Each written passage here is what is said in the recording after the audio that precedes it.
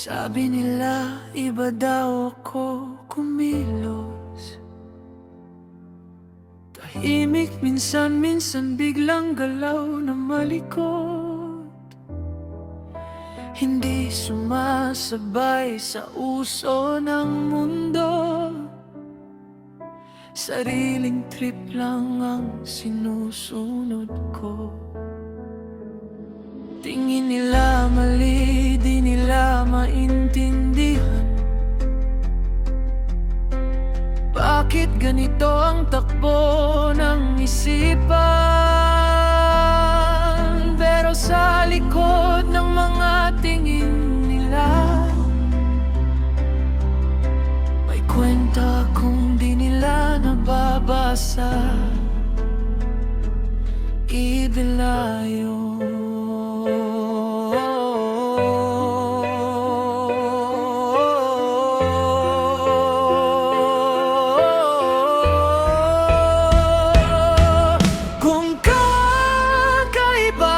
Sa paningin nila, ayos lang yan, ganito talaga.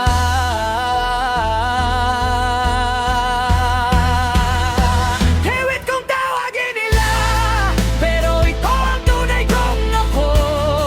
Hindi kailangan mag-iba para lang tanggapin ng mundo. Kung wirang maging totoo, mas pipiliin ko to kaysa magkunwari sa mundong puro ilusyon.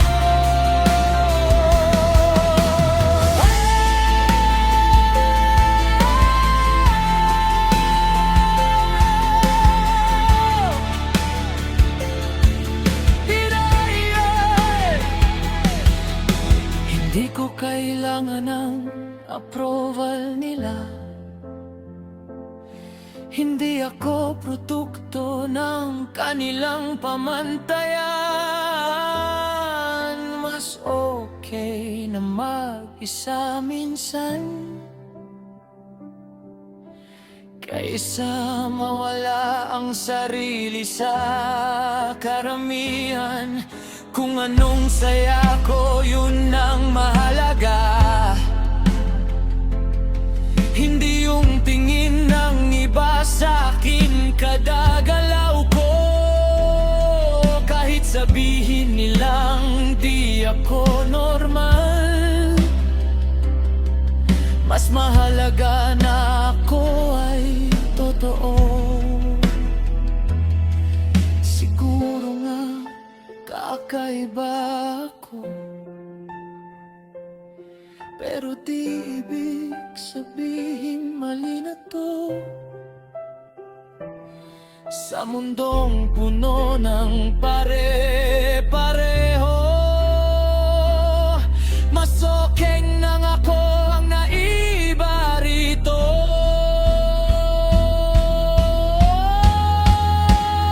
Di rin kong tawagin nila, pero ito ang tunay kong ako. Hindi kailangang mag-iba para lang tanggapin ng mundo.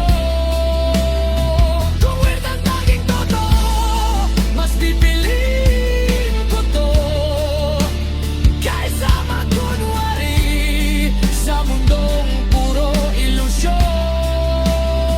Kung wirang tawag nila sa'kin, tatanggapin ko ng buong buo. Kasi sa dulo ng lahat ng ito,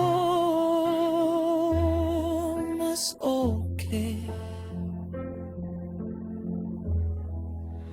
ng totoo kaysa peke ako.